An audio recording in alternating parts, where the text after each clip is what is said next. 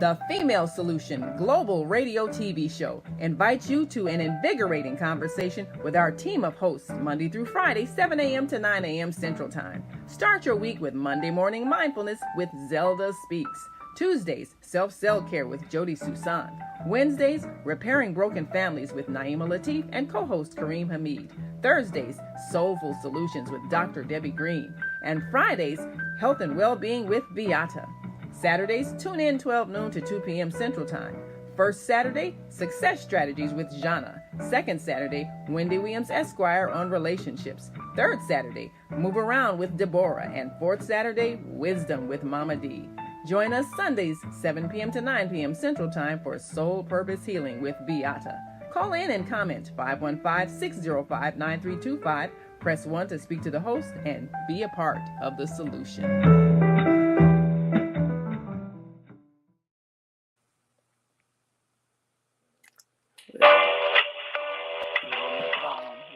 Hi, I'm Naima Latif.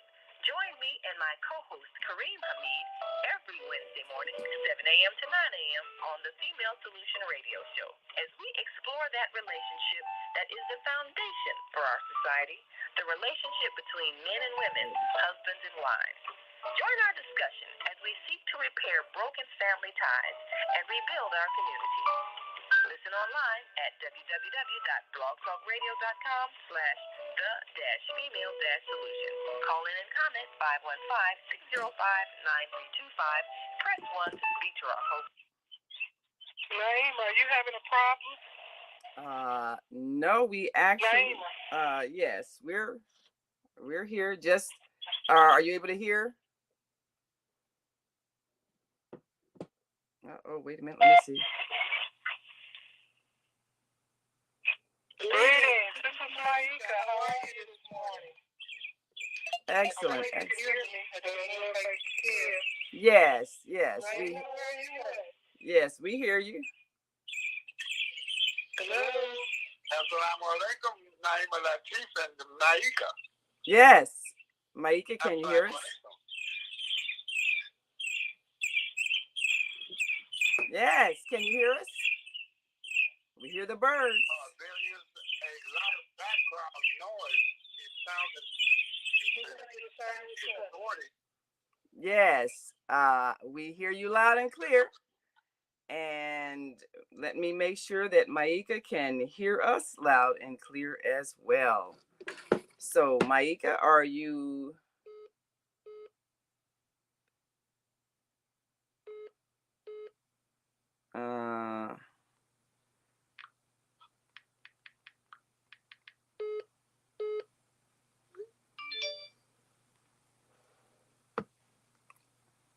All right, so Myeka, are you with us?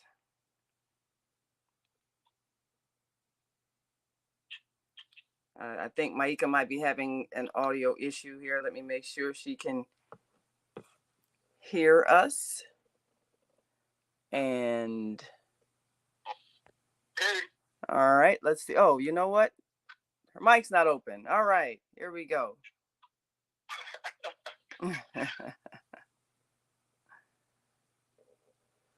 Okay, soon as her mic opens, seem to be having a bit of a stall here, slow internet perhaps. But wait a minute. Wait a minute here. In the meantime, Kareem, are you able to hear us okay? Yes, you are coming across very clear. All right, wonderful. All right. And let me make sure. Unmuted. All right, now we can hear Myeka.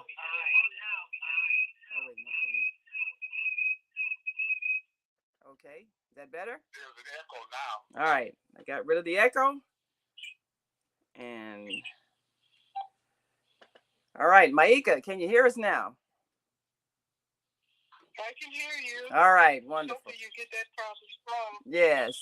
Yeah, well, you know, on Wednesdays, it's always a bit of a juggling act because I'm working with several different devices to make sure we connect with our other Blog Talk Radio station, American Muslim 360, and connect with our Facebook family, and of course, our switchboard and all of that. And if any one device malfunctions or is operating slow, it can throw the timing off. So we got it together now. So I believe we can now see and hear everyone, and making sure. Yes, sir. I'm hearing kind of a screeching. That's actually, I think that's birds coming through. I think that's the birds coming through from Myeka's phone. Oh, okay. Okay, good. Yeah, they've decided to add some ambiance to our discussion today, because we're talking about bringing young people out in nature. So we want them to get the background sound. Some real live birds.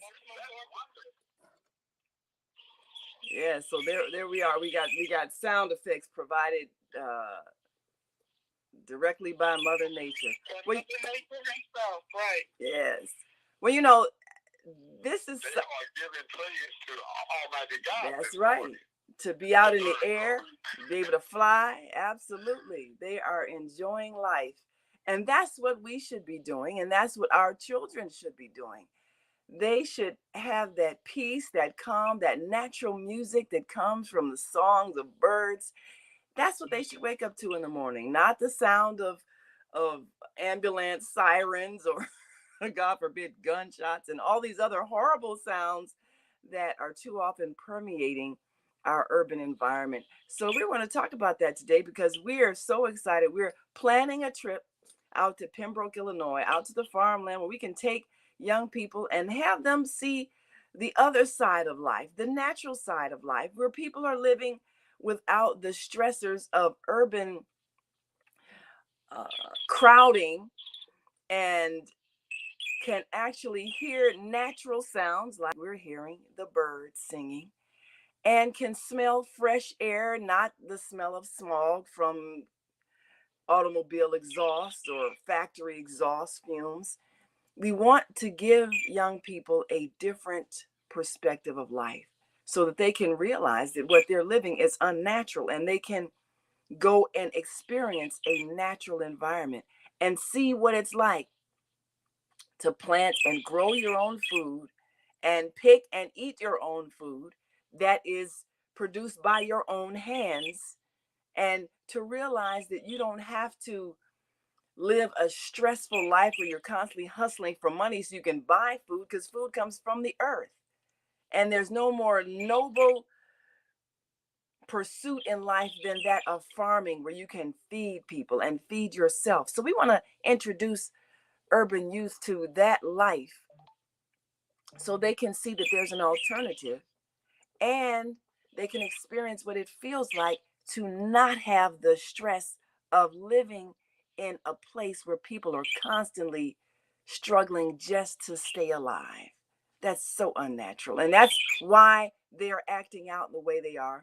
And that's why they have lost interest in all of the things we're trying to push them toward, school and everything else that they're dropping out of, because they don't see a future and they don't feel joy in this kind of lifestyle. So we wanted to bring them the natural joy of nature.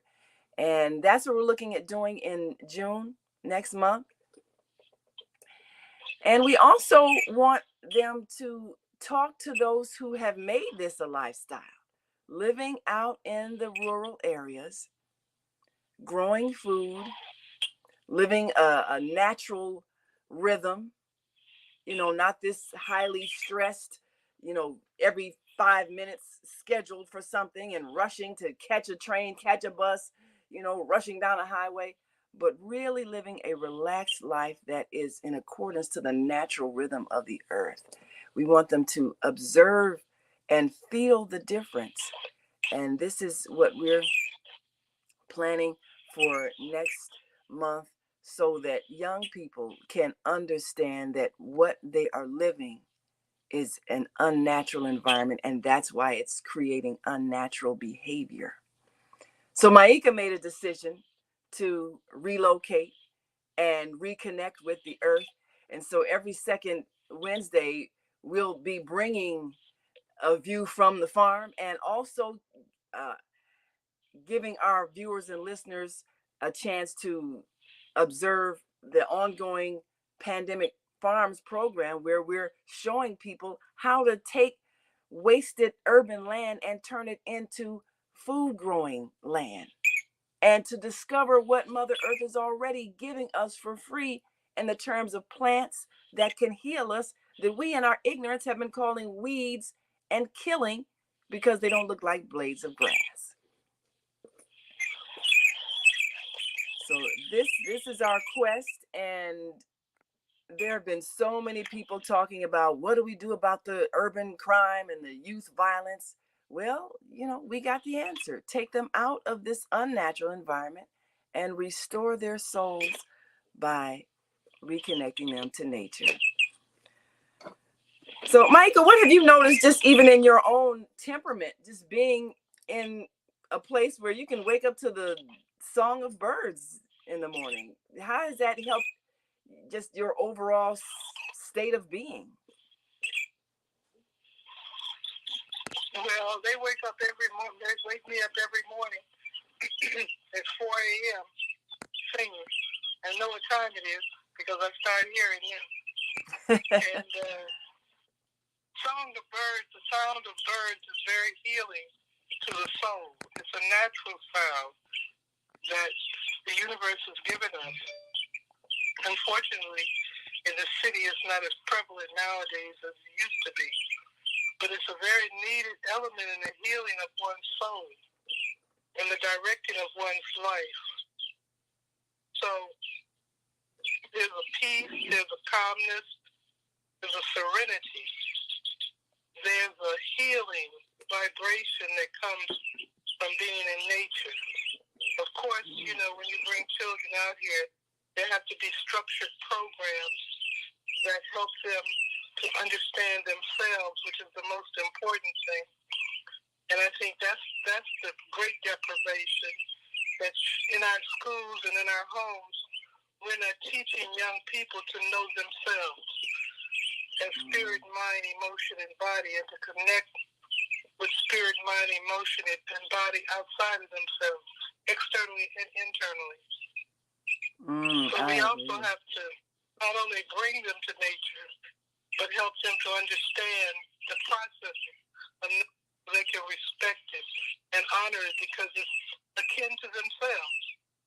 It's like identifying yourself in nature. And the wildness, the freedom, the expansiveness, to be able to look out and all you see is what God has created, trees and grass and birds and things like that are natural. To be able to do that and not look out and wake up and see concrete buildings all the time, that becomes anti-life. Whereas concrete comes from nature, it's not animate, and it's not a part of a living force that is developing souls to live consciously on Earth. And that's what we want to do, live consciously on Earth and in harmony with the Earth.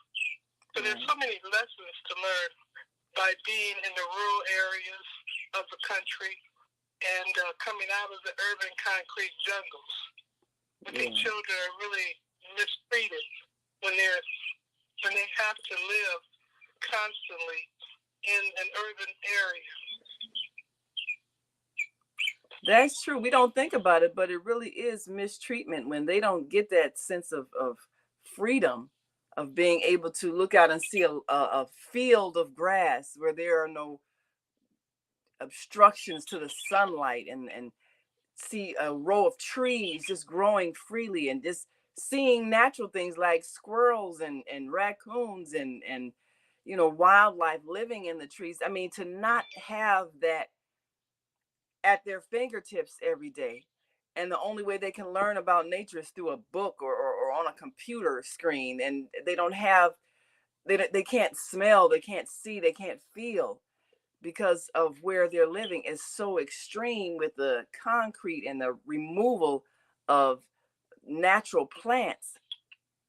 And when you're smelling exhaust all the time and you don't even get the purifying effect of trees and grass and greenery that purifies the air, that actually has an impact on your brain, because you're getting, and you're getting major nutrients that are depleted from your system, and it affects your mind's even ability to function. And I was made aware of this. In a lie, it's like feeding them a lie rather than the truth. Yes. Children grow on truth, not lies. Yes, absolutely. I don't think cities were developed for economics and commerce, and children grow best in a rural, natural environment. But I believe, in an urban, rural environment. Where I am right now in Pembroke Township is just an hour and 15 minutes from the huge metropolis of Chicago. And that's nowhere. People drive that far to work every day. And yet children never get to experience this. They are deprived, greatly deprived. Environment has a great deal to do with our development and how we develop, naturally or unnaturally. Yeah. And I think young people, especially young people who are troubled, and those who are troubled so they don't get troubled, need to have the experience of coming into the wilderness of nature to experience it. It allows people to humble themselves. Humility is a very important quality, a principle in life, being humble. That is realizing that you're not all this, and that there's something beyond you that's bigger than you, that is more powerful than you, and and especially when young people don't know anything about the rural environment, it puts them in a space of learning where they want to learn. They want to get outside of the ignorance that they're feeling inside, the uncomfortableness of not knowing, not being. I'm walking through the woods, and I don't know what's going to come out of the woods because I'm not used to the woods. But the woods are peaceful and calm. They're not after you. Yeah. They're going about their business. Yeah. They lower your ego. Your ego has to depend on others to help you out. Those are things that are important. Absolutely. There's so much to offer the country. And Pembroke, to me, when I first experienced Pembroke many, many years ago, I used to come out here and farm in my youth. And I saw Pembroke as a haven of refuge for children. That's what I envisioned, and I still envision that, because it has the capacity to be that with the proper funding, the proper programming, and the type of people who love children. Because everybody don't love children. Sometimes school children reminds people of what they didn't get, their loss. Yeah. And it angers them. It makes them angry. That I wasn't able to play freely like this little girl or this little boy and sing and dance and jump around, It makes people angry. Right. And then they want to scream at the children. I've seen that, Yes. I've seen that. I've seen where maybe older people were repressed when they were younger. And so it's like they don't want these young people to experience joy. Sit down, shut up, stop all that singing, stop all that noise. Like they don't think, well, I didn't have that, so you shouldn't have it. Yes. Right. That's how some of them are. Sit down, shut up, be quiet, and listen. Yeah. That was the motto in school. Yeah. Sit down, be quiet, shut up, and listen. Right. Right. They need to be able to play and have fun and run around and holler and scream and mad. There's a therapy where people pay thousands of dollars to go and just be able to do a primal scream. Yes. I have seen that. Just scream. Let all the anger, frustration, everything, just let it out. And you're right. You can go someplace and pay a lot of money just to go somewhere and scream. And that's therapy. Yeah. That's therapy, right? That is a therapy. So we're gonna bring some people there and let them scream, and they won't have to pay hundreds of dollars to do it. We're gonna give them a chance to just let it out into the air, all the frustration that they feel, just to be able to scream and no one tell them shut up and sit down. Such a great therapy, right? To be able to do that. Yes. Then you can bring in the animals like the horses and the goats and the chickens, and it's just a wonderful experience for children. It really is. To experience animals, and that again is therapeutic for them. Yes. You know, like horses have always been known to be therapeutic for people who have been traumatized. And there are ranches, and there's a black rodeo out here. I remember the first time I came to go horseback riding in Pembroke over 30 years ago. And the horses were well mannered and trained. I never experienced horses that well trained as they were here. But the black rodeo, those people are experts, so they still exist. They're experts at training horses. And I think the black rodeo is going to be going on out here on the 28th of this month. Of May? Yes. The 28th of May.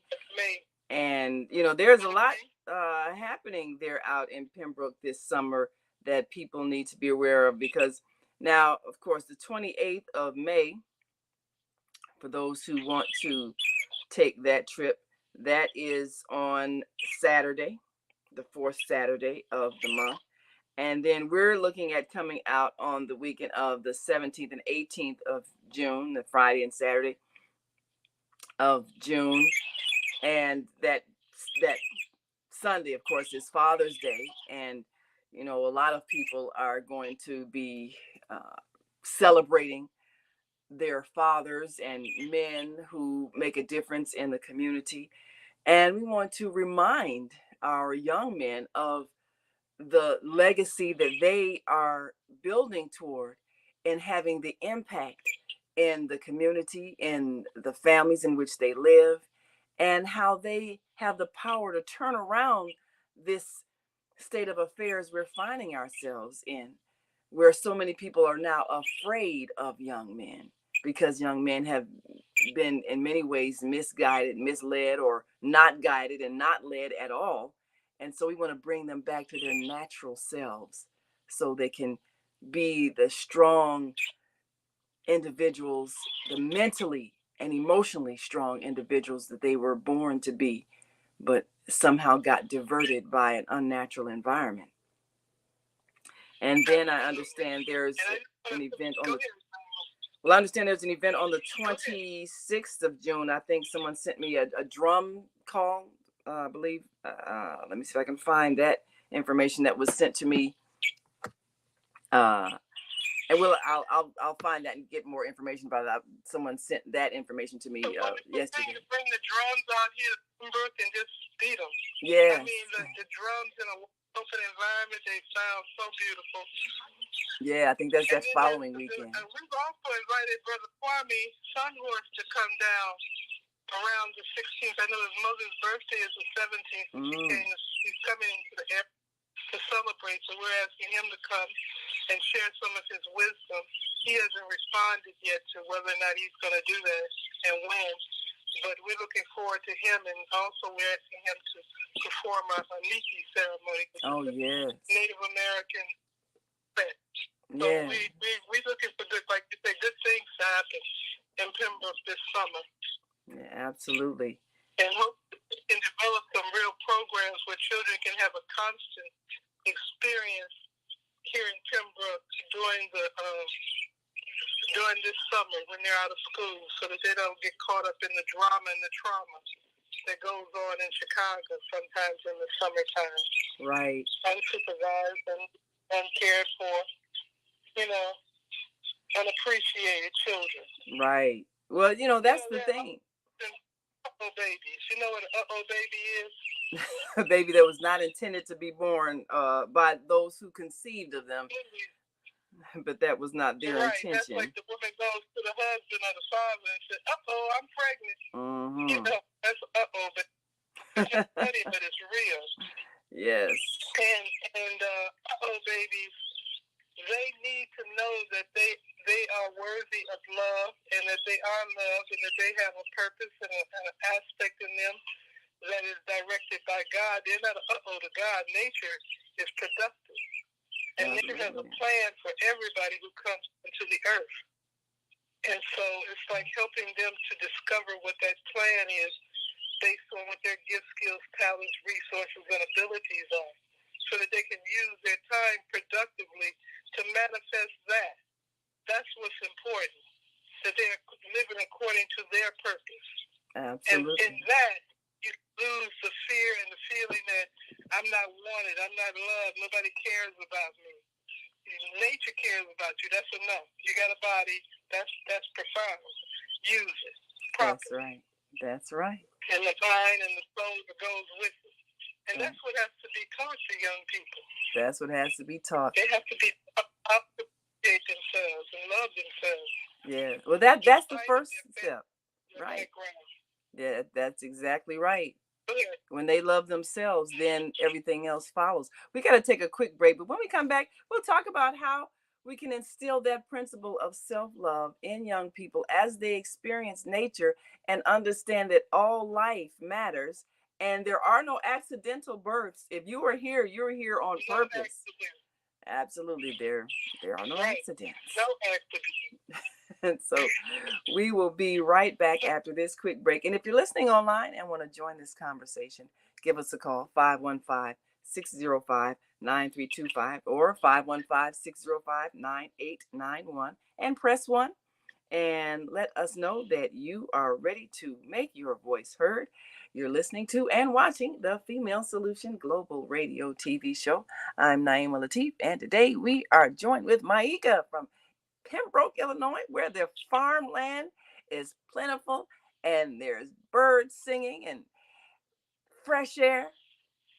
And we're going to take some stressed out youth from the inner city and help them heal from the unnatural stress of their environment and know what it feels like to be at peace. So we'll be right back after this break. So we want you to stick and stay. Don't stray away. And Brother Kareem Hamid is with us with our American Muslim 360 family. And of course, just let us know if there's anybody on your switchboard that would like to join this conversation, and we'll bring them right on in. And we'll be right back after this quick break. So, we have one. All right, we'll take that call. One call. All right, we'll take that call after the break. All right, we'll go to that switchboard and take that call after the break. So stay with us. We have an opportunity to transform the whole global society in the next 50 years. 50 years from now, the earth will be populated by a new generation of adults, many of whom are yet unborn.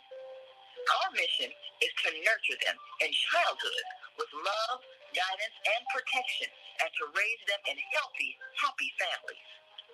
If we impart values of compassion, generosity, and respect for fellow human beings in the next generation of children, they will create a world where people can live together in peace.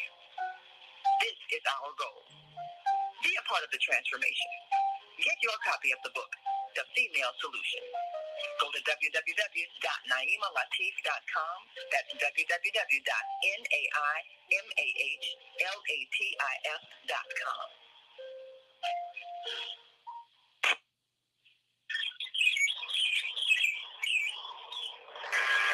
Are you constantly arguing with your spouse? Are your children misbehaving and acting out? Someone in your family abusing drugs? Have you been a victim of domestic violence?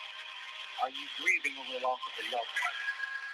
Let us help you restore serenity to your life. At Serenity Family Social Services, we understand that good mental health is a result of emotional well-being. Our goal is to assist you and your family in removing emotional distress and restoring harmony and balance to your lives. We offer individual, couples, and family counseling. I'm Howard Williams, CEO of Serenity Family Social Services. Call us today at 312-315-4820. That's 312-315-4820.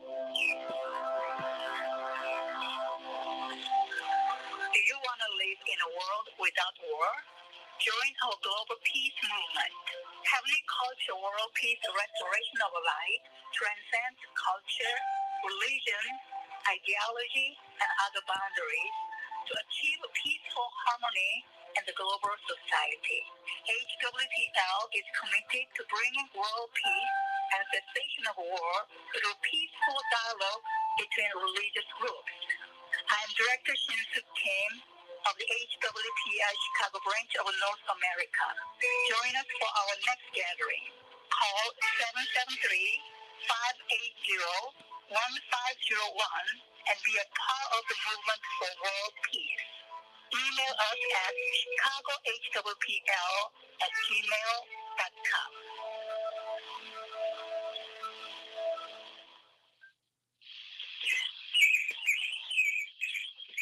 Oh man, God sent the monthly sun bill today. This sunlight is really expensive, especially during this season. I'll probably have to work overtime to pay it. Well, you better pay it on time. We don't want the sun to go out and we're sitting up here all day in the dark. Wouldn't it be terrible if God charged us for sunlight? Well, thank God, the light and heat from the sun is free. So why are we paying such high bills for the energy we use in our homes? Because we don't know how to use solar energy, the free energy from the sun. You can convert your regular home to a solar energy home and save tremendously on your electric bill. Take a look at your electric bill. Wouldn't you like to reduce or possibly even eliminate that cost altogether? Let one of our solar consultants show you how. Call today, 312-849-3456, and schedule a free consultation. That's 312-849-3456.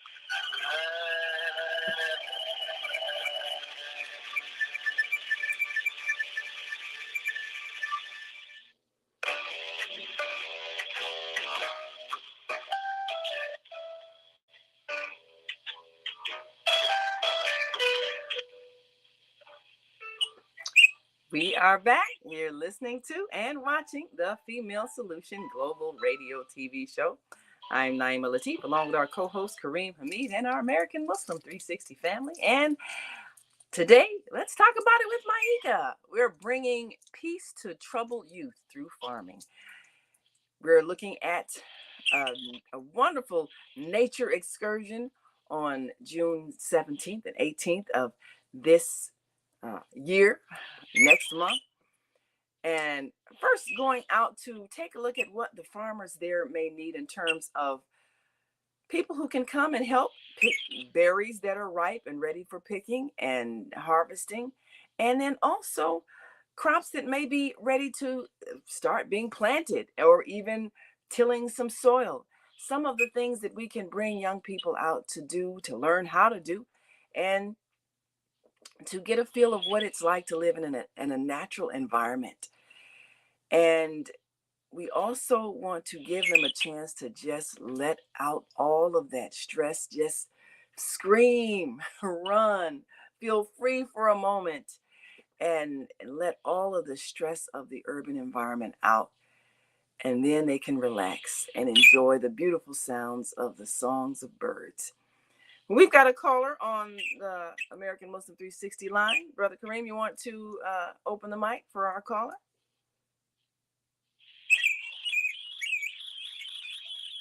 So wonderful, we're being serenaded here.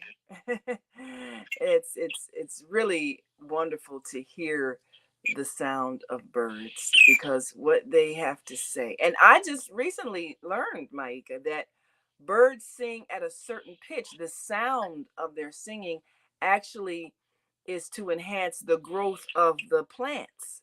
So they're using a science we don't realize, that they actually are putting forth a sound, a vibration that enhances the growth of the plants that are springing up. They're not just making noise. See, we think we human beings are so smart, we know everything, and nature is acting in a way that's far above our comprehension. So birds are actually helping using their sound. Not just the plants, but us also. Yes. Those sounds are growth. healing for us also as human beings. Yes. We need them. Yes. I mean, before I came out there, I used to tune into YouTube and pull up bird sounds so I could hear them. Yes. You know, because I know how healing they are to my soul. Yeah, I have my morning alarm is the sound of birds. I don't have a ringer. You know, no jarring sound. It's the sound of birds. That's what I have for my morning wake up call. And it makes so much more sense because you awaken so gently as opposed to being jarred awake. Yeah, so absolutely. Yes. So Kareem, I believe you've got a caller. I'm sorry, what were you saying, Myeka, before we take the caller? I'm just saying, is there a caller? Oh, yes. Kareem, you have the caller on the line. Would like to comment? Well, someone had pressed one on their phone. They have since left. They have since deactivated the one on their phone. But I encourage those of you that would like to share your reflections on what has been shared thus far to press one on your phone, and I will unmute your mic. What a wonderful conversation we're having this morning. Praise be to Allah. Yes. You know, Almighty God says to us in the Quran that every creature has its mode of worship. Yeah. Every creature. Every creature. The birds, yes, the birds, when they offer their beautiful song, Almighty God places that within them. And you are so correct, because we have a time of prayer in the morning that is called Fajr. It is just before the daybreak. And the birds, they begin to sing. That's right. Right at Fajr time. They're up saying their prayers too. Absolutely. Yes. Yeah. So go ahead, please. No, you finish. Yes, it's a wonderful thing that you are doing, Mike. You and others that are acquainting our youth and our children with the natural creation. And you're so correct that cities were built. They are commercial centers designed to extract as much and commerce and trade as possible. It's a good environment for commerce and trade, but the cities are not the best in the environment to nurture and feed the human being, the life of the human being. We see that, believe it or not, well, yes, we have seen a movement from city life to what they call suburbs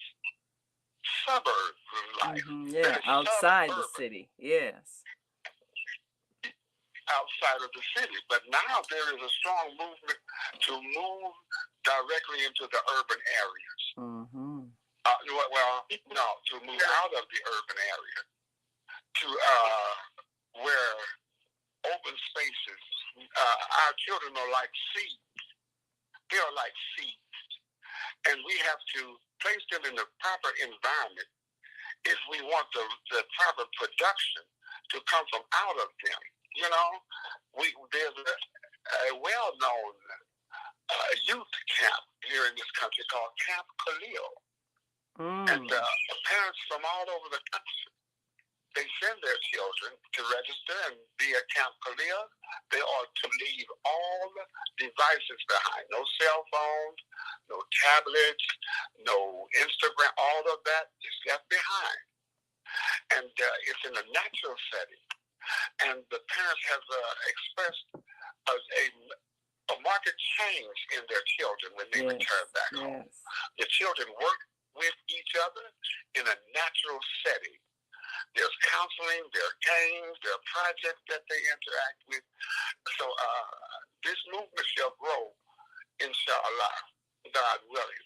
Very important. that we acquaint our children with the natural growth, the natural world. Right. Yes, ma'am. I'll stop right there. That's what's needed. Thank And you, Brother Tony. yes, you know, there are a lot of programs that are emerging where people realize the behavior that we're seeing is because of an unnatural environment that we have created. And like you said, cities were for commerce, but you're not in a state of commercial living all the time. Where you live, where your home is, needs to be a place where it's spacious, where children can be children and can run freely and play freely without fear. It doesn't make any sense for a child to have to be confined inside four walls, afraid to go outside because of acts of violence. That is such an unnatural state to raise a child. So when we look at things like the projects where people are stacked on top of each other and caged in, and there's nothing but concrete in their surroundings, why are we surprised that the behavior that comes out of there is unnatural behavior, violent behavior? Because it's a violent atmosphere. It's not a nurturing atmosphere. When you don't have trees, when you don't have grass, when you don't have natural bodies of water, you're not going to have animals and the visitation of animals, not in a way that is natural. I mean, you might have rats that are scavengers and seeking to live off of urban garbage, but you're not going to have squirrels, and you're not going to have birds, and you're not going to see butterflies. You're not going to see those things that are prevalent in natural environments. So what urban children end up seeing are things like, rats and roaches and mice and the animals that, because their natural habitat has been disrupted, they then learn to scavenge and live off of the waste that we put out and the garbage that we throw out. And even for them, it's an unnatural environment, but because they don't have the woods, the trees, the ground, they end up being forced to live an unnatural lifestyle, even for them and their children. And what we have to do is get out of the mindset that there's not enough space and everybody has to be crowded in together. There's so much space on this earth. We're not running out of land. There's so much uninhabited land, but people are choosing to be squashed up in urban areas because they think that's the only way you can live. Well, I got to get food. Well, how come you don't just grow it? You don't have to be near the grocery store. You just need to be near some earth. So we need to change that mindset that we must be crowded in order to survive, because we need to buy things. And most of the things that we are buying, what do we really need them for? If we can learn how to make them ourselves or grow them ourselves, we recycle what we have. So we want to introduce that thought to young people who've been conditioned to think that the crowded urban environment is a necessity. And we want them to see people living in and maybe even smaller household structures, but having an expanse of land where there's space.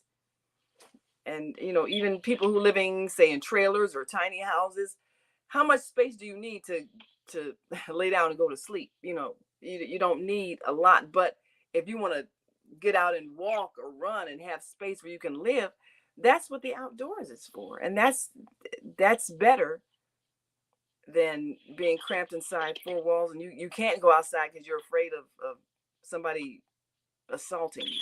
That doesn't make any sense. Doesn't make any sense. Yeah, you're afraid of a stray bullet may hit you or your child. Yeah. And I want to say that even living in the rural environment, it helps parents to de-stress also. Yeah. Because they don't have to worry about their children being shot by a stray bullet or gangs threatening them. Yeah. It's a relief for parents. I remember as a parent raising my children, who were basically raised in a rural environment, I would just let them go. After breakfast, they would go and play. I wouldn't see them until lunch, and I didn't worry about them because I knew what was out there. Right. So and they were stress-free, and they were free to explore nature and roam and experience the beauty of nature. Like right now, the trees are just turning green. Yeah. So you see all the different colors of green coming up now. Yeah. And it's just so refreshing. I'm into a forested area. They call it the sticks, but people come in and say, "Oh, you live in the sticks." What that mean? Oh, don't you look around? What the sticks? All you see is sticks. Yeah. Yeah, I live out in the sticks. The trees actually transform the air that we breathe out into something that we can breathe in. That it's is real. Beautiful. That is it's beautiful. a joy to be able to be in this kind of experience. And I remember even with my own children too. There was a camp in Woodstock, Illinois, and they would have family camp and they had youth camps, and I would always take my children to family camp where we would camp out for about 2 weeks. And so it would be parents and children out at the camp, and they would have all types of activities for the children and activities for the parents, and we'd sit around campfires singing and roasting marshmallows and just enjoying the freedom and the experience of being in nature. And it was just such a joy for the children to, and then the parents are out there too, so we're enjoying it also, swimming and hiking and climbing trees. I mean, I've run into so many children who've not had the experience of climbing a tree. Yeah, never. I mean, it's a natural experience for boys. I mean, all boys especially should have the experience of climbing a tree. I mean, that's just such a joyful experience. So, but if you've never been around a tree, go ahead. Mm-hmm. Well, I was just saying, if you've never been around a tree or been where people will allow you to climb a tree, you don't even know what that feels like. Because in the city, you liable to get arrested for something that natural. But it's sad. But there's something about being. I mean, go ahead. Yes. In Hattiesburg, Mississippi, very rural area. There's a community established in Hattiesburg, Mississippi. It has been named New Medina. Wow, I've heard of them. Yes. They built homes for themselves. Yes. A place of worship, commerce, and there's open fields that planting and growing crops, and there's such an interest in it that they have plans to build a boarding school. A boarding school in that rural area, whereby conscious parents can send their children to that boarding school and have that natural environment, that nature supported logic, a nature supported life, a life that is patterned after the pattern of nature, and so we are involved in raising funds for that project. So if people are interested in participating, is there a website they can go to? Where can people go if they want to contribute? Is there a website? Oh boy, I don't have the website. Just type in New Medina, Mississippi. And how's that spelled? And, the website will take. Oh, okay. It is spelled NEW. Then Medina is MEDINAH. Mississippi. I think we all know how to spell Mississippi. MISS. Humpback, I. MISSIPPI. And I'm quite sure you will locate that website. Okay, I see. Website. You will see the entrance to the community and the surrounding communities in Hattiesburg, Mississippi. They are so grateful. They are welcoming that community. They are supporting the new Medina community there. Matter of fact, we have held several conventions there and gatherings there. And it's so wonderful. You really don't want to leave. So we are in the process of raising funds to at least have our children educated in the natural environment. I will definitely contribute to that. I see the new Medina Islamic community on Facebook. I will definitely contribute to that, because I think if we can build communities where people of an understanding, create an environment where our children can grow up with their natural spirit intact, that is what begins to change the world. You can create the environment that you want, and that means going someplace where other people agree we want this to be a peaceful environment, and then just make it so. It's doable. Yeah, I see they have the picture of a beautiful big field of trees, grass, flowers. It's beautiful. I see. It is beautiful. So they have conventions there each year, and they have a school there, you say? They have plans of building. Okay. Building. Actually, they have their own educational system there presently. They are educating theirs. They have instructors, teachers that are instructing their children. The need has grown so vastly that this is my educated guess that they must expand upon that and erect a larger structure, a boarding school.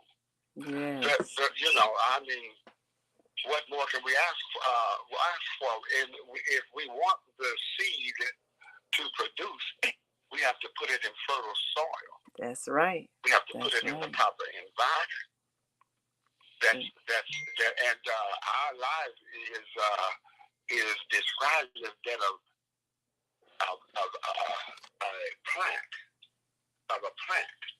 When we look at that natural process of placing the seed in fertile ground,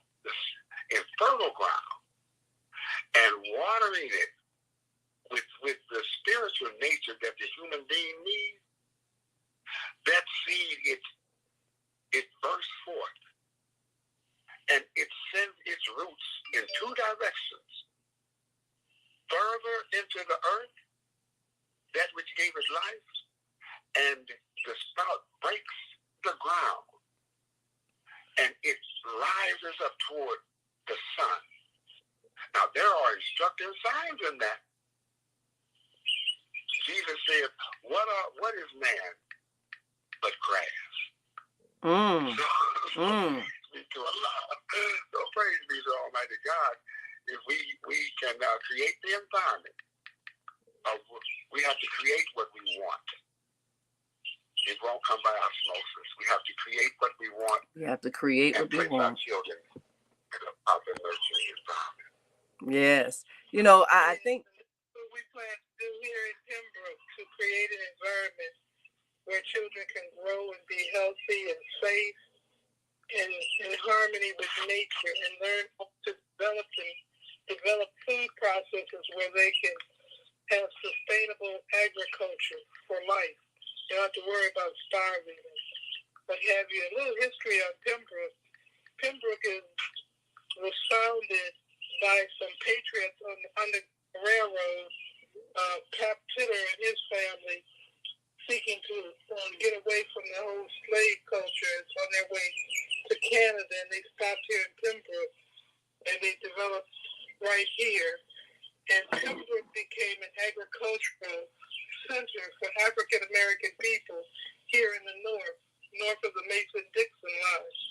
Pembroke has been the only agricultural center for farmers north of the Mason-Dixon line. And so here in Pembroke, you have farmers who are gifted in growing food. They know how to grow food. Here in Pembroke, we have sandy soil. A lot of people cannot grow food on sandy soil, but people here have learned how to do it and do it expertly. They have many things to share in terms of the wisdom of nature, working with nature. And we want children to be gifted with the knowledge and the wisdom that they have, especially those close by in Chicago and what have you. Because like I said, we're just an hour and 15 minutes away. What we need is people to come together with their hearts and minds and brainstorm and put together programs that can be implemented right here so that the children of Chicago and the surrounding area can be blessed and can get out of the traps that the city provides. And a place where you can donate to Pembroke is renewablepembroke.com. Renewable Pembroke. Renewable Pembroke. Pembroke. And then the Community Development Corporation here in Pembroke also receives donations and funds as a nonprofit.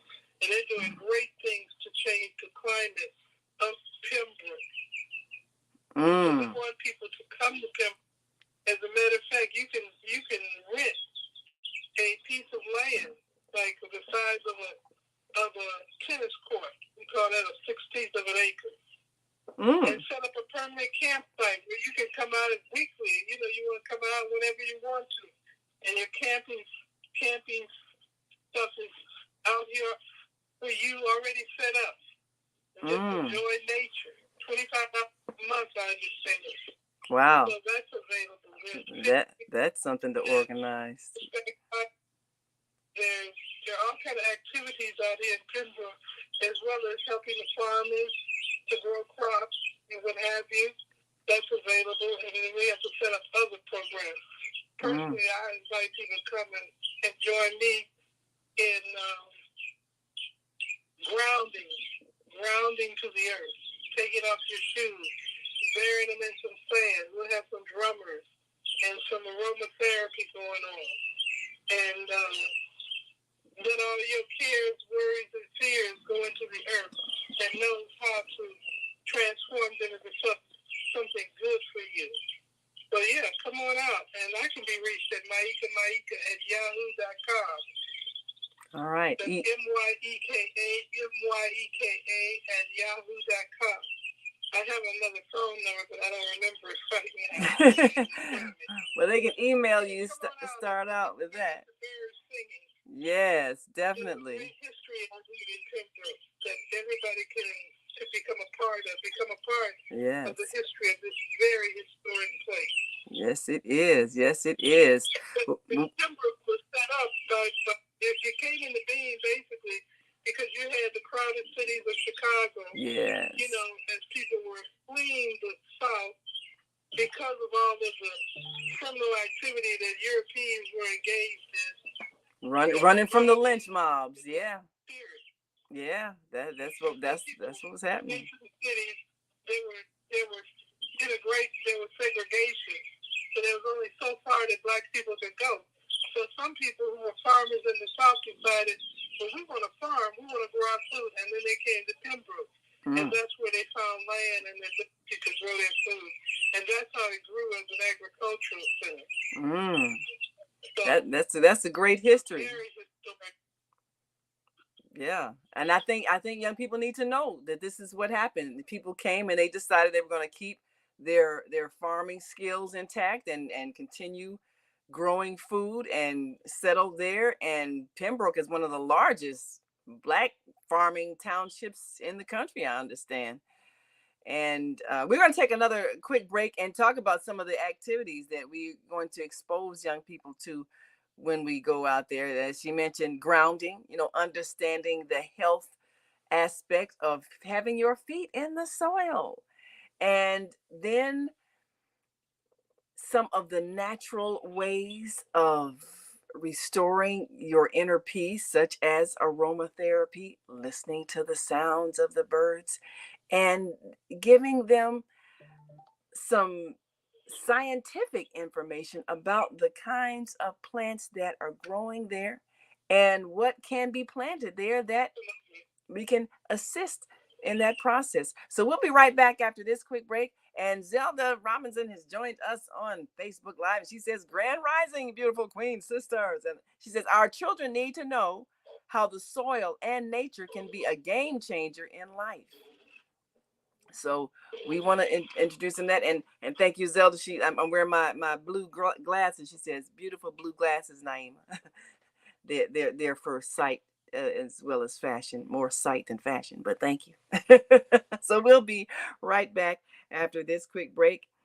And if you're listening online and want to join this conversation, if you've got a young person that you would like to have had this experience, give us a call, 515-605-9325 or 515-605-9891. Make sure you press 1. That'll light your number up on our switchboard, and we'll know you have something to say. So we'll be right back after this quick break. We want you to stick and stay. Don't stray away. We'll be back in a moment, so stay with us.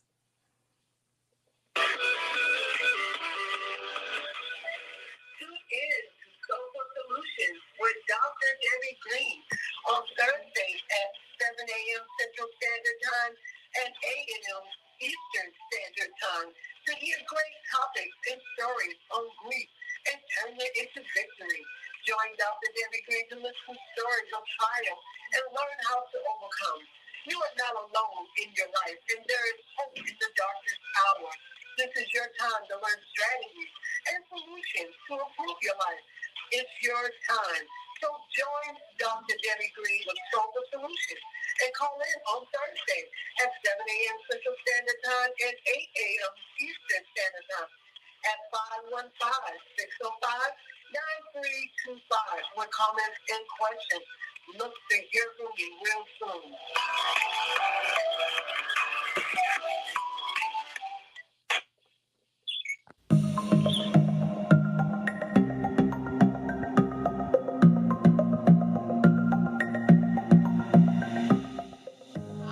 I'm Barbara.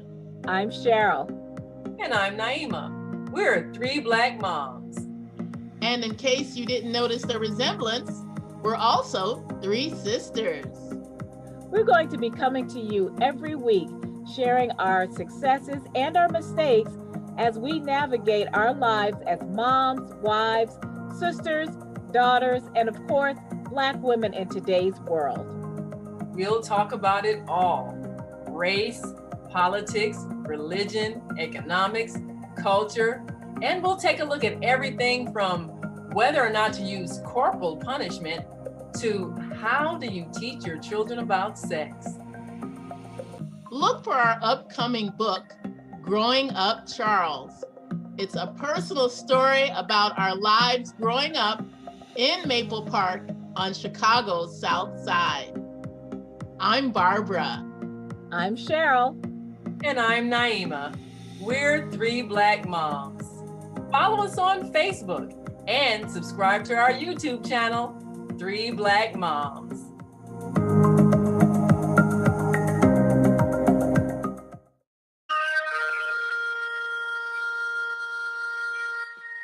I'm Beata, your holistic life coach. These days, it's more important than ever to work on your physical, mental, emotional, and spiritual health. Are you consciously breathing deeply in stressful moments? Do you have a plan or daily routine to maintain balance in your awesome body? Are you struggling to be disciplined in your eating habits? When you partner with me, I'll help you develop a personalized health plan that works for your particular lifestyle. You can find out more about me at yourholisticlifecoach.com, where you can also review my 3-step protocol to guide you to abundant health. That's yourholisticlifecoach.com. and I'm Myeka.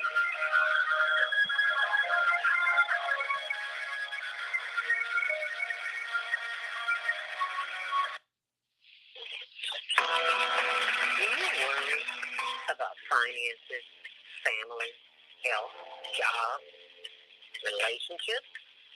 Are you in pain? Do you feel stuck? If you answered yes to any of these questions, help is available. Don't worry, you're not alone. It's part of the human process. You only feel this way because you haven't mastered the voices in your head. No hype, just down-to-earth, solid, workable tools and techniques that you can practice daily. It's really food for the soul.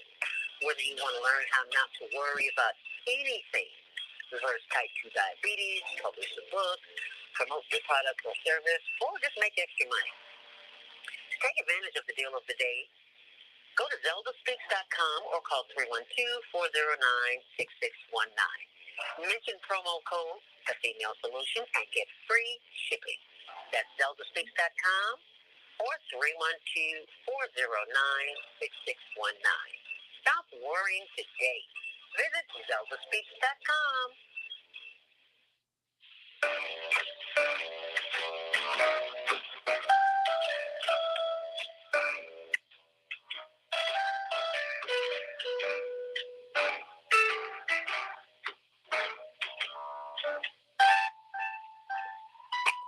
We're back, and you are listening to and watching the Female Solution Global Radio TV show.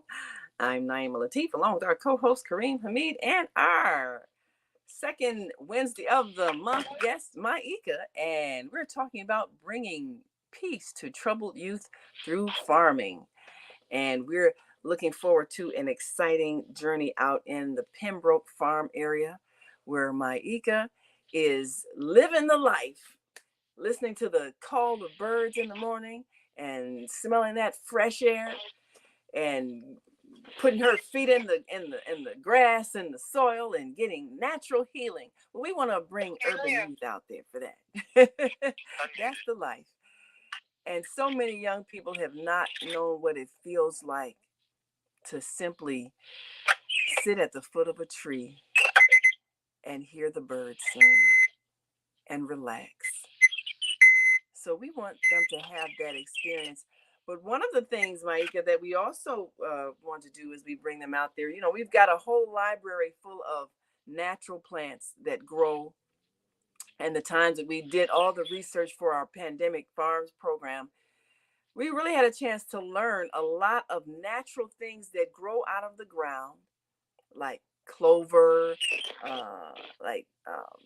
dandelion, all kinds of plants that grow in the urban environment that are nutritional and medicinal and can be used in various ways to consume that we, in our lack of knowledge, don't even recognize. And they're growing right in front of us. So when we go there, we're going to be able to teach them how to identify these plants and then see what many of these natural growing plants actually are used for. Healing plants that help you with your respiratory illnesses, plants that help you with your skin diseases, all kinds of things that are right there in the ground, even in the vacant lots in the urban areas. And we don't realize Mother Nature is giving us what we need to heal our bodies because we're not taught that. We're taught kill it. If it's growing out of the ground and you don't know what it is, just kill it. So that lack of appreciation for what we're being given naturally is something we want to reverse. We want to take them out there and have them observe and then be able to identify all of these various plants that are for our health, for our good, for our benefit. And then we're going to give them a chance to see what farmers are doing in this season. Now, around June, I know, serious farmers, of course, they start in March, even though climate-wise, we weren't really done with the cold weather yet. But are there any plants that are starting to be grown in June? I know collard greens and mustard greens, some other kind of greens, sometimes they're started a little later in the season, but then they're harvested later in the fall. Are there any plants that are being, that are beginning at this phase, and then are there plants now that are ready to be harvested that may have been planted, say, in March of this year? What's the season like out there in terms of crop growing? Fortunately, it stays cold. It's just warming up here, but there are farmers who have planted their brassica, which is, the greens and what have you, lettuce, things like that. And they're sprouting through the ground. Now, they took advantage of the plentiful rain that came prior to. And you all know what happened in Chicago. You got the rain also. Yeah. And then there's a plethora of wild fruits and vegetables and herbs that grow in Pembroke. I mean, it's just abundant with natural plants.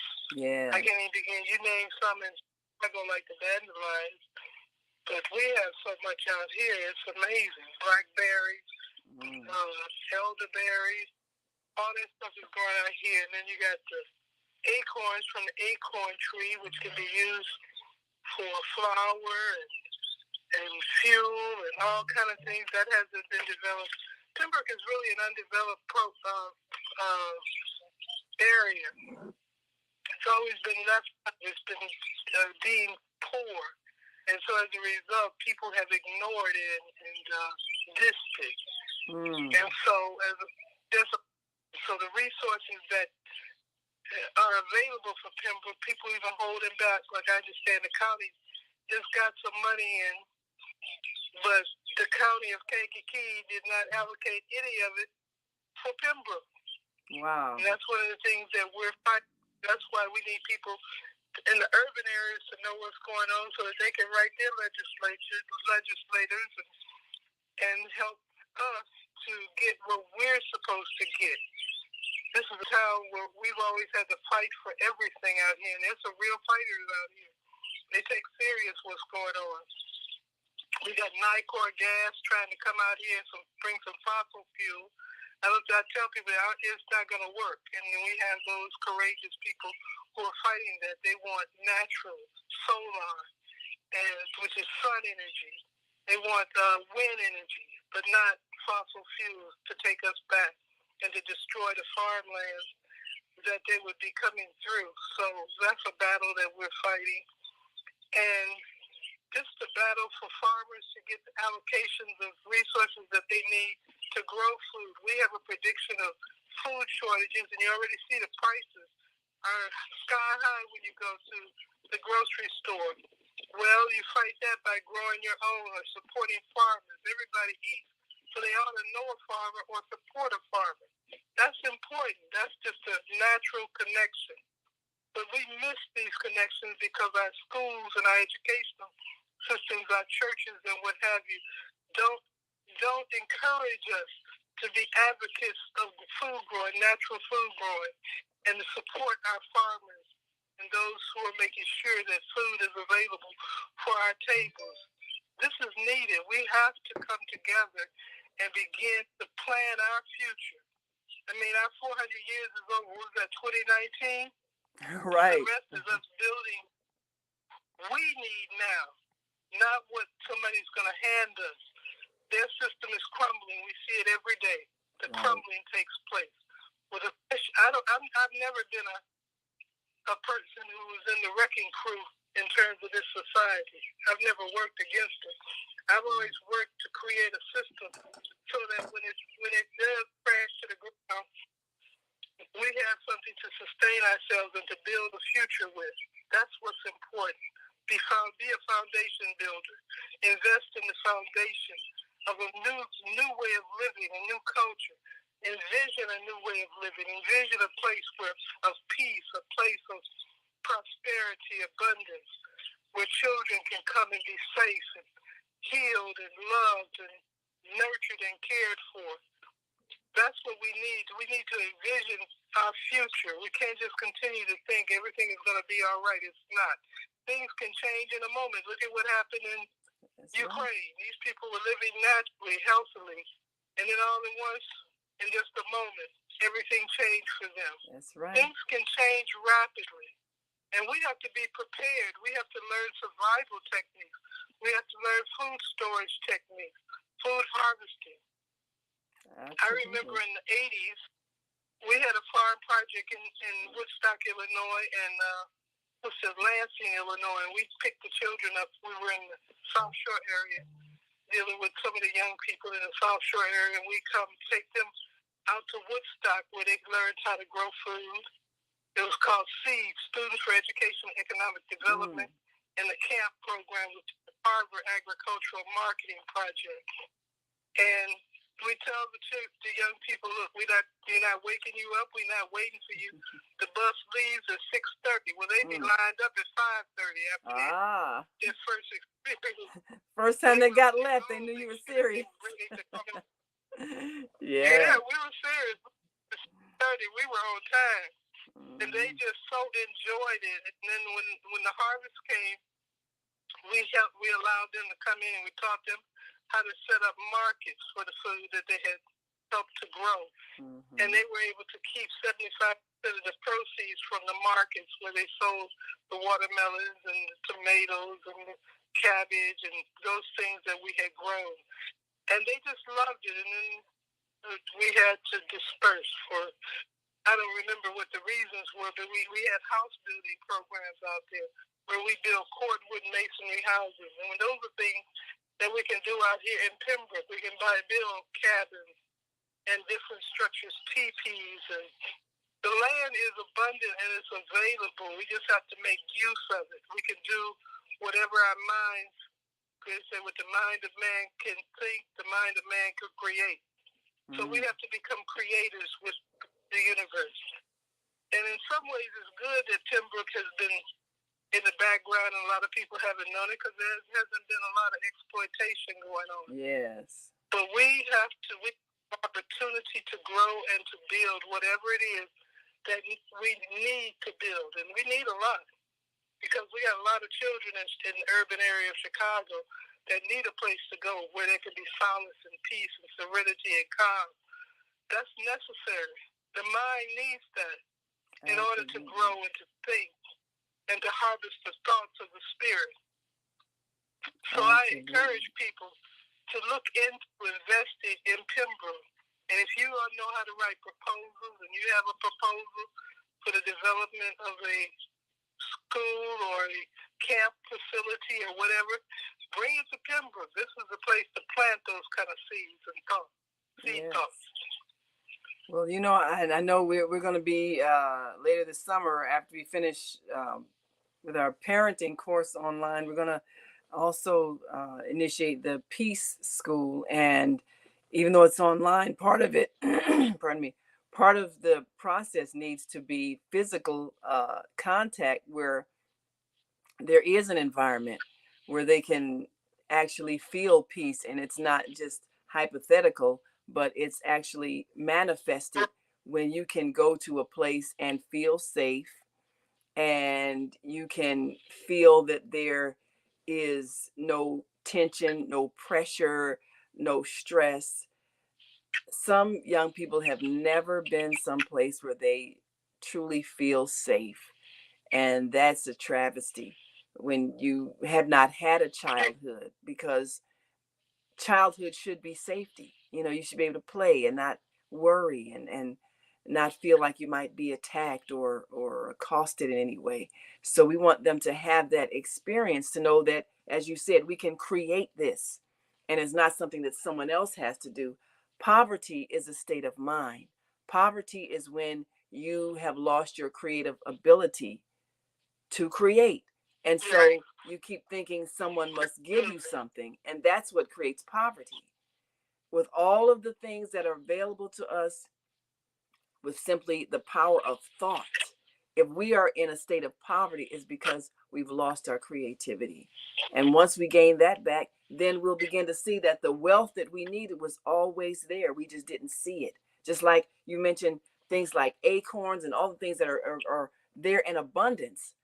But the lack of imagination on what to do with what we see right in front of us that's what creates poverty. When in fact, if you know that this is something you can create flour, you can create all kinds of things that fuel and all kinds of things that are needed. If you can see that in what's in front of you, then you're not poor, you're not impoverished. But if you have, like you say, all the herbs that are right there, and they're all the healing that's right there, and you're thinking, well, how am I gonna get enough money to go and buy my medication? You don't need a dime. You just need to see the healing elements that are right there in front of you in abundance. You are already wealthy. So all we need to do is help people to see what's there, and the poverty will disappear because they will no longer perceive themselves as not having what they need. They'll know they already have it. So, absolutely. We have a hand up, Naima. Let me bring our switchboard in view so that we can. Yes, we do. Let me go to area code 773-521, and Kareem, let me know if we've got any hands up there on the AM 360 switchboard. But let's go to 773-521. Introduce yourself to our listening and viewing audience and give us your thoughts. Good morning, ladies. Fletch Koofy James. Yes, sir. Good morning, Koofy James. What'd you say? I said, good morning, Koofy James. How are you? Oh, yeah. Thank you. I'm here and I'm listening to the birds. Yes. Yes, a wonderful sound. I feed the birds. Sometimes, and when I miss out on feeding them, they actually come into my house and wake me up. Say, hey, where you at? They'll come in my window. Where you at? You know, I grew up in the suburbs, around New Island. After college, I came and moved into the city. But those days that I grew up in the suburbs, I was around trees, nature, deer. Gardening, and it was such a great life. But I was seduced to come into the city because I thought that's where the action was.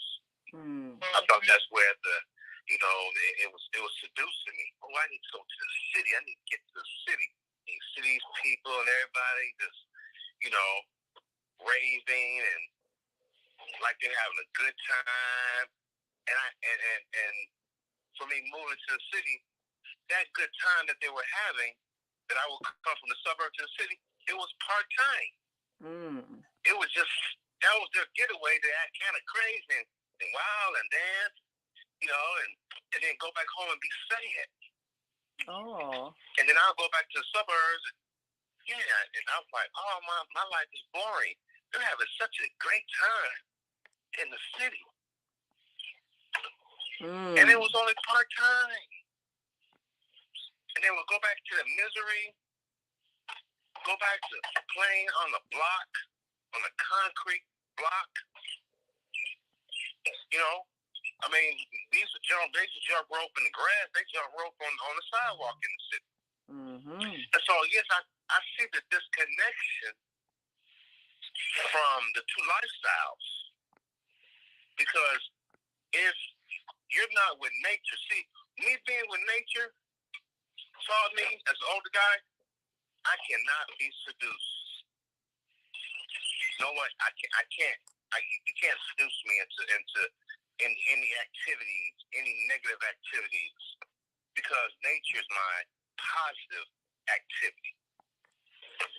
And sometimes people say, "Oh, you square," or people like, "Who do you think you are?" I'm like, "What are you talking about?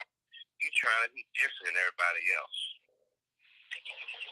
I've had that last night. You trying to be different than everybody. You're always trying to shine, be different. I said, no, I'm not shining. I'm just living with nature.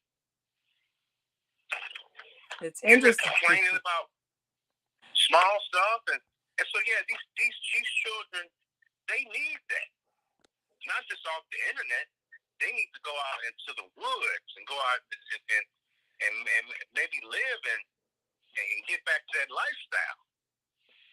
I don't think in the next 5 or 10 years, I don't think these cities are going to be like ghost towns.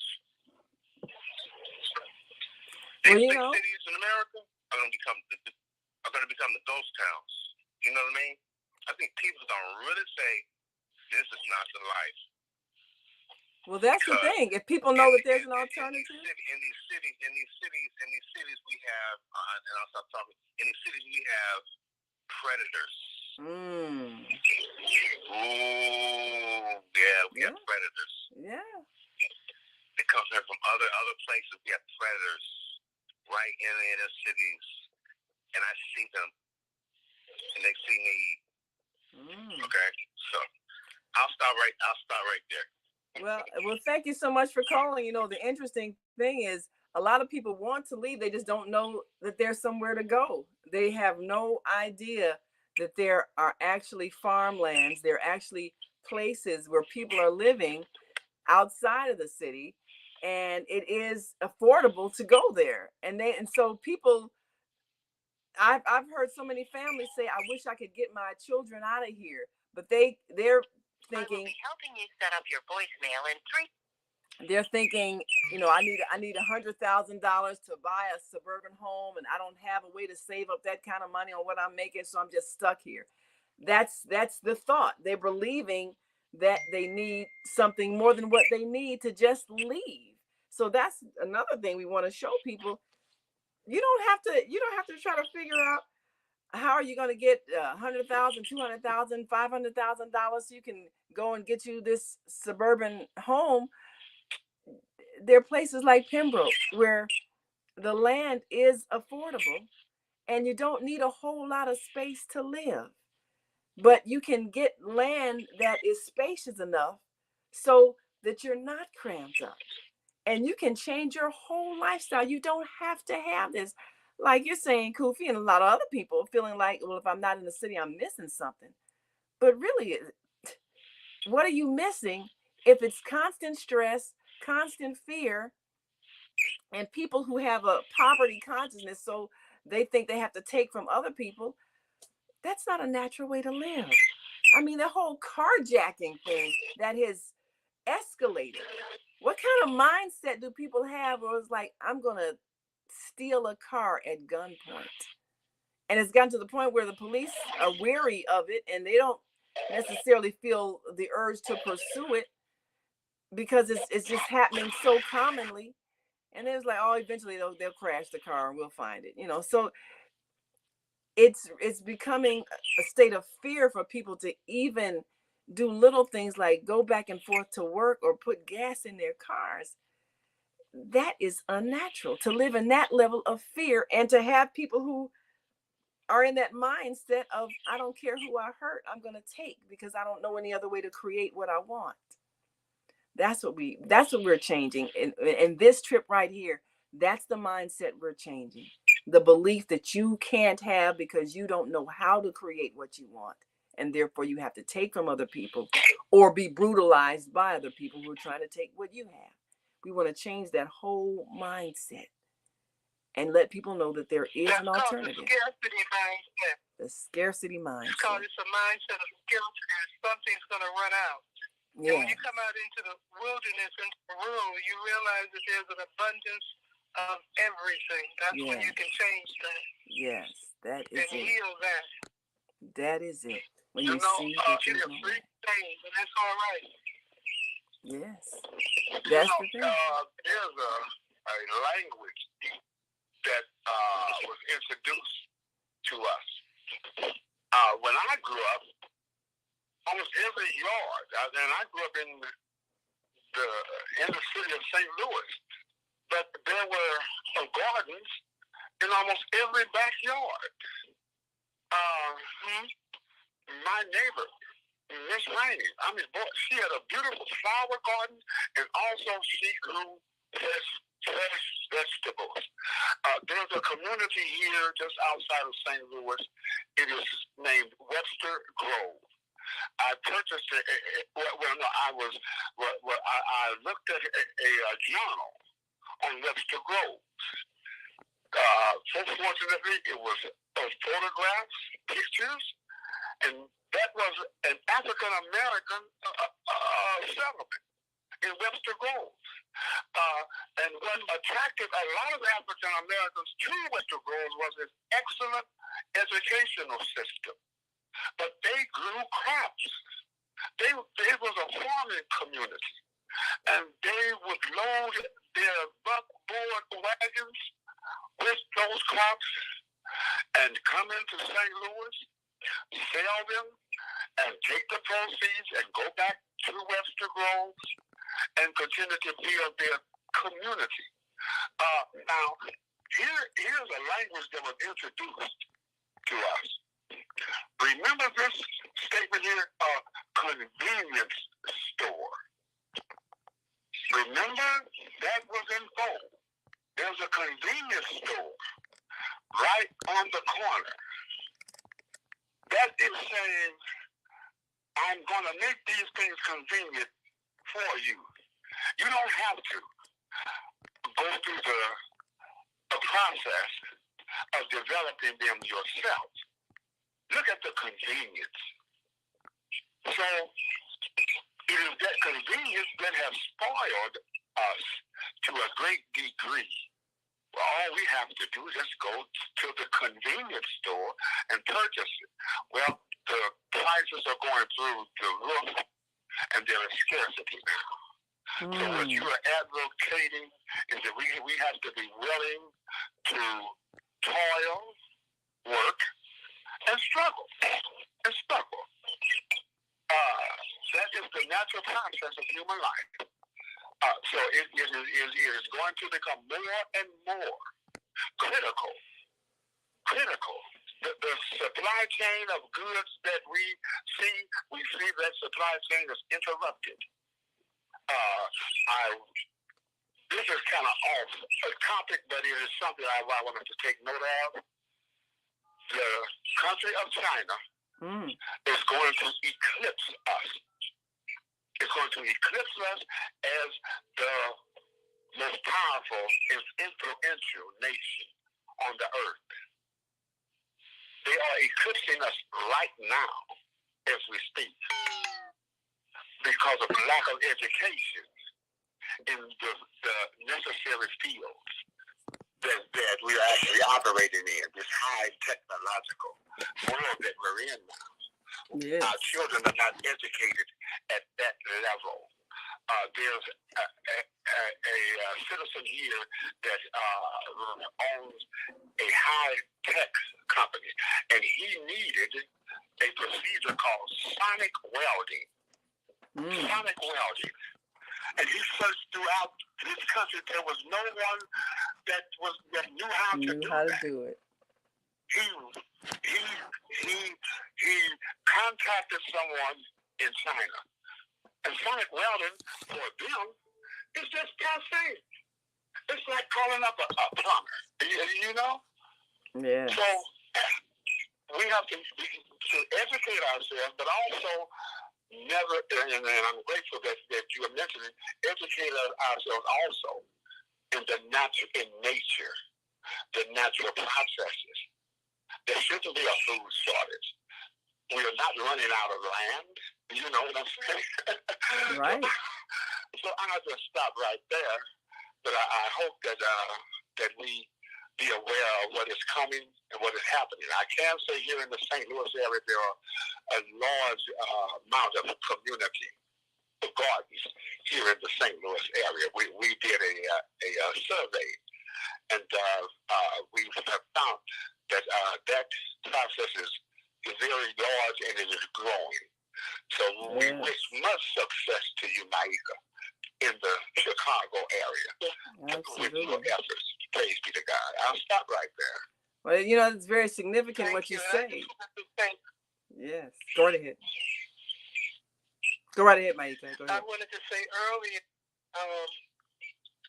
the sounds that we hear out here in the country are so enlivening they like give you energy. There was another comment that I had, something you said earlier, and it keeps evading my mind right now. But I will bring back. Go ahead. Say what you got to say, Naima. Well, I'm going to take another quick break and then take a look at some of the things that he mentioned that China, of course, is paying attention to. And if we want to make progress, we can't keep waiting for other people. Oops. Sorry. We can't keep waiting for other people to share knowledge and information. We have to choose to create the educational means so that we are taking advantage of what we already have in hand. We already have right in front of us land. We already have in front of us farmers who understand agriculture.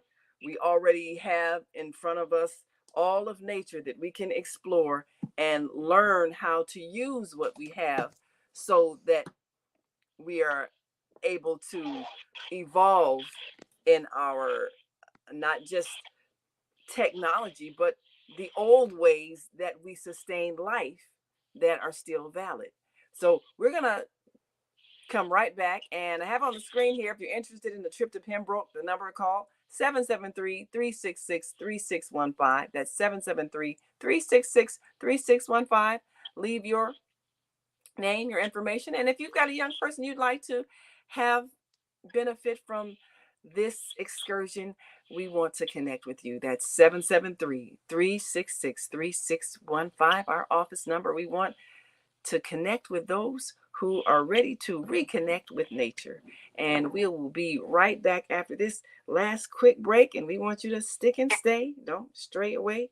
We'll be back in a moment. And if you're on our switchboard now, yes, sir. Yes, we have a caller here on the M360 board that inshallah we can open up their mic when we come back from this wonderful public service announcement. All right, hold on. We'll be right back and open your mic. So stay with us.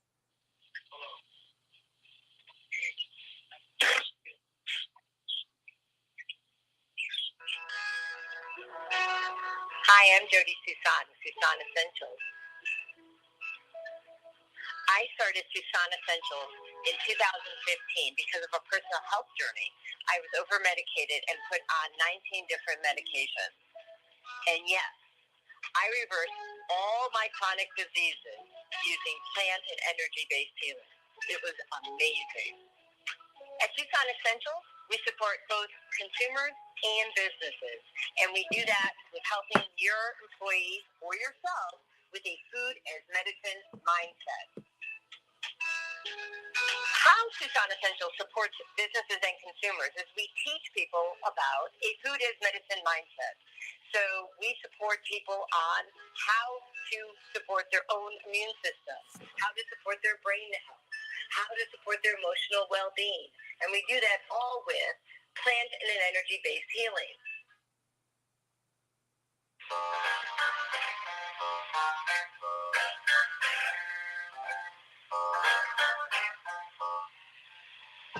Have you ever dreamed of going to exotic places, meeting fascinating people, enjoying uplifting music, and spending nights in a luxurious hotel? Do you look forward to a relaxing vacation where you can walk along the beach or sit in a quiet park and enjoy the sunset or sunrise? Whether you're flying around the world or driving across the country, we will share travel tips that will help you stay safe while you enjoy the journey. Join me every third Saturday of the month, 12 noon to 2 p.m. Central Standard Time, and move around with Deborah here on the Female Solutions Show. Call in and comment 515-605-9325 and press 1 to speak.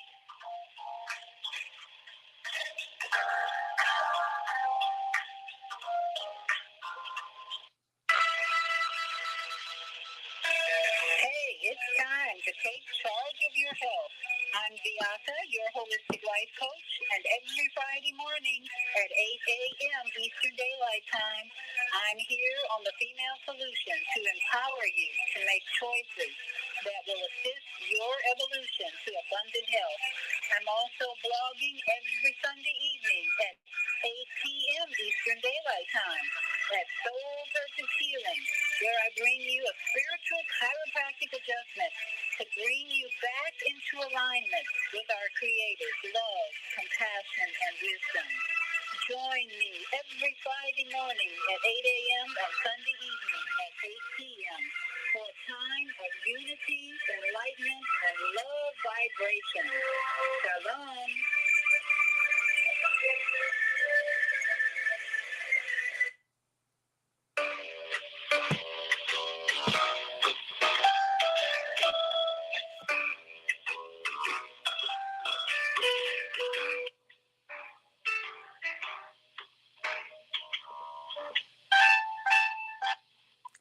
We are back, and you are listening to and watching the Female Solution Global Radio TV show. I'm Naima Latif, and along with my co-host Kareem Hamid, we are welcoming our second Wednesday of the month guest, Myeka, who is introducing some wonderful revelations about the healing power of nature, and we're preparing for a wonderful trip out in the Pembroke, Illinois community in June, and we want you to join us. If you know that you need to heal your nature deficit disorder, and you've got some young people who really need to de-stress and get out of the urban environment, that number to call is 773-366-3615.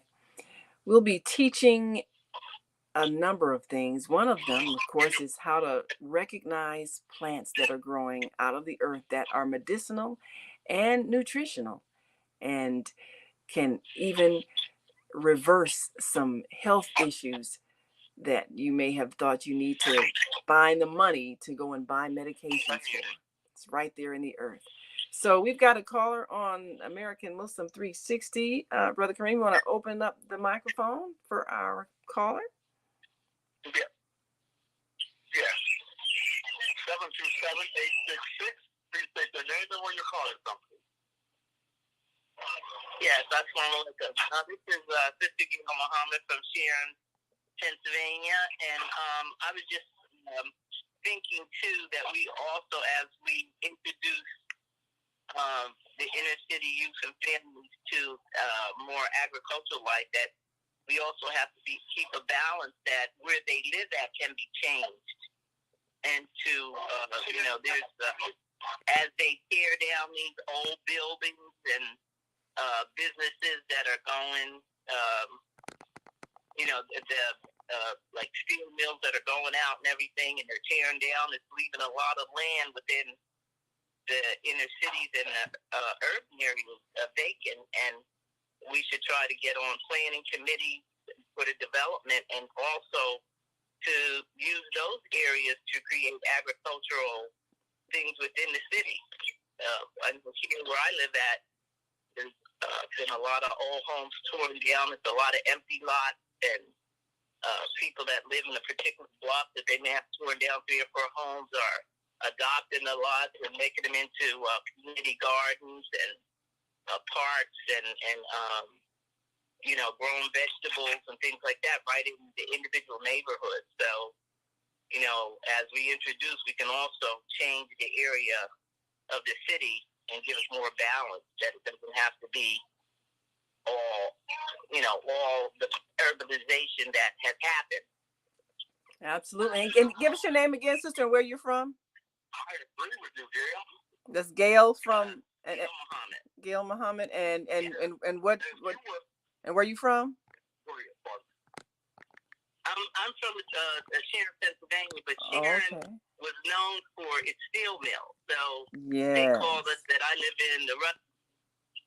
And so a lot of those steel mills now are closed or just now partially operating. But what has happened even here is that now the one steel mill that used to be Sharon Steel is now owned by the Russians. and they have come in and taken over in the last maybe 15 or 20 years, and but they kept the names that were here before. But when you find out people that work for them, the biggest one that's here is now owned by the Russians right here in the little town here in Pennsylvania. Wow. That says something. When they talk about importing steel, a lot of them you're importing from somewhere else to their own selves here in the United States now. And that's so there's so much that goes on that we're not aware of. How commerce and these industries now are, feeding the life. And it's definitely a global economy. And we have to see where, we fit into that. Right. And what we have to contribute. That is on true. all levels. I mean, I even in my classroom when I'm a retired teacher now, but even if you take all the clothes that we buy and look at where they're made at, they put out maybe to the general public like we're in conflict with all the different countries and everything. But Vietnam, Guatemala, Venezuela, all these countries, we get our clothes, manufacture our clothes there. And, some of this, most of it had to do with American companies that didn't want to pay. Union wages. That's what it's about. Salary, so they went overseas. That's and what now happened. they're acting like we should be in conflict with those countries when they're the ones that made the initial introduction to those countries to have those things imported. That's exactly what happened. So now, there's a whole lot that has to be done back now, because now the workers, it seems like the workers are rebellion now because they want to be paid more for what they do. And there's so many now, since the pandemic, that they have changed. You go to places now, everybody got a for hire sign. Especially those service industries, restaurants and stuff. The people want to be paid, and they're slowly getting it. So they might as well go on and up the minimum wage to $15 an hour at least, because some of them are paying it, and then they're giving bonuses. If you stay on for 3 or 4 months, you get another bonus. Well, we're in trying times and changing times. And hopefully it's for the better. Oh, definitely for the better. One of the things that we learned from the pandemic is what really is necessary, because you have a lot of people, once they couldn't get out and spend money on certain things, they realized, what, I don't really need that after all. So a lot of restaurants, if they weren't deemed essential, people just decided, I'm not going. Or, you had a lot of delivery services that thrived during that time because people didn't want to, couldn't leave the house. And so, that was an industry that thrived. But when we look at things like industries that move away, especially clothing manufacturing, this is why we need to learn how to make our own. Great grandma who knew how to make her own clothes and grow her own food. Maybe she didn't have a 20-room house, but she was wealthy because she created everything she needed for her survival. We have to be able to do that so that we're not dependent on people who exploit us. Countries that become impoverished because someone takes their natural resources and then creates manufacturing abroad and then sells them back a product that they can't afford to buy because their wages are so low. And that's what creates this international conflict. Every war that happens, it's always about money. Somebody wanted to take somebody's resources. Somebody wanted to force somebody to do something.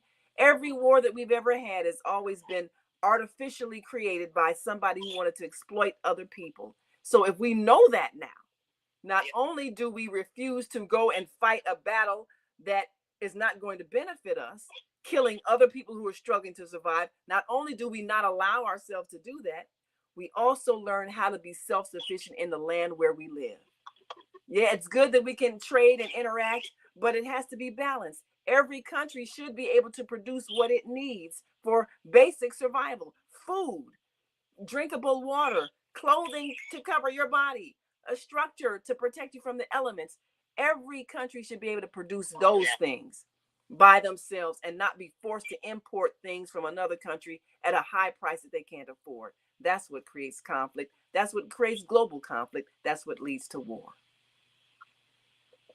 Okay, by way of clothing, there is a neglected industry.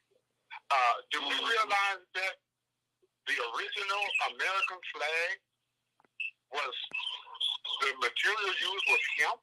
It was hemp. Wow. Yes.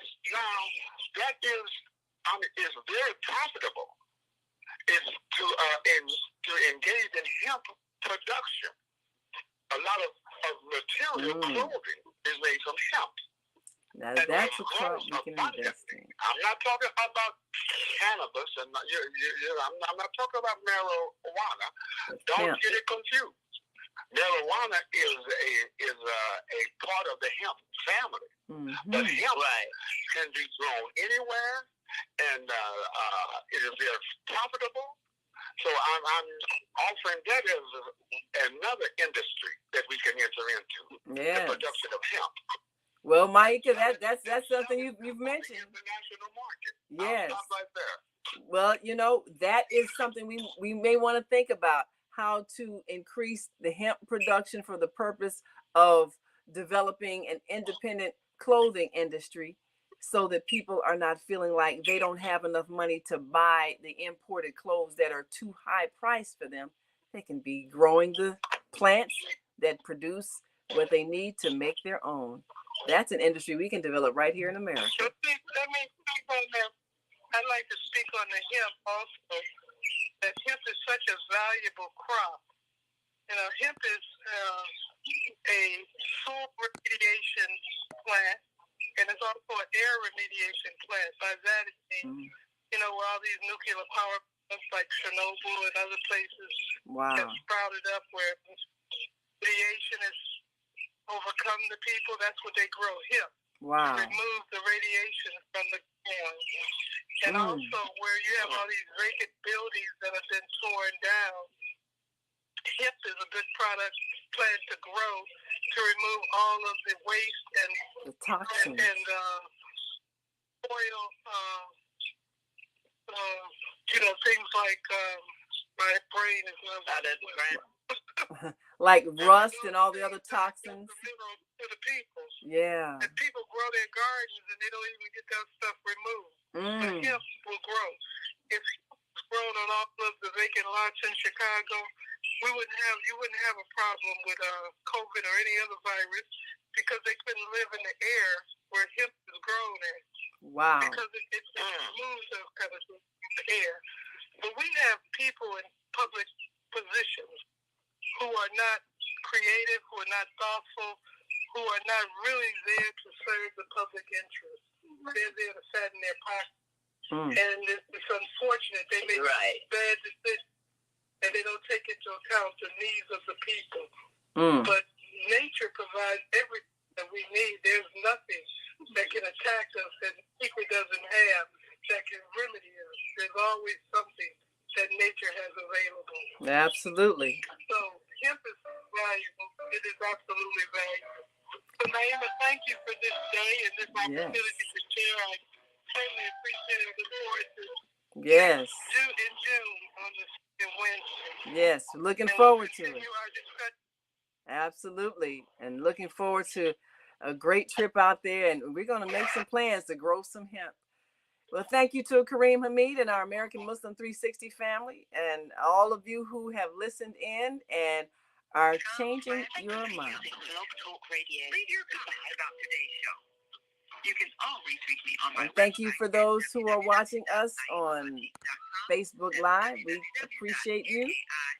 Join us tomorrow for watch our TV show, Soulful Solutions with Dr. Debbie Green. And be sure to get your copy of the book, The Female Solution. On behalf of our team of radio hosts, I'd like to thank all of you who participated in today's discussion. And to our global family listening from all around the world, we say thank you.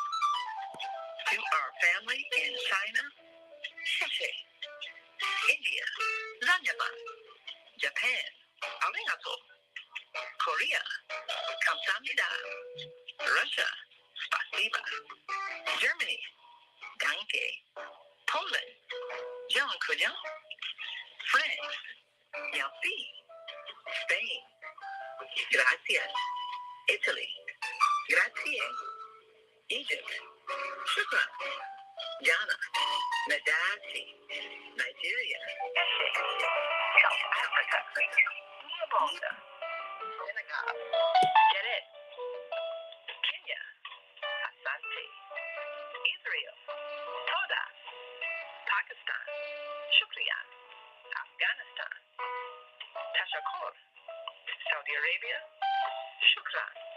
Assalamu alaikum wa rahmatullahi wa barakatuh. Thank you. And may peace be upon you and the mercy of God and God's blessing.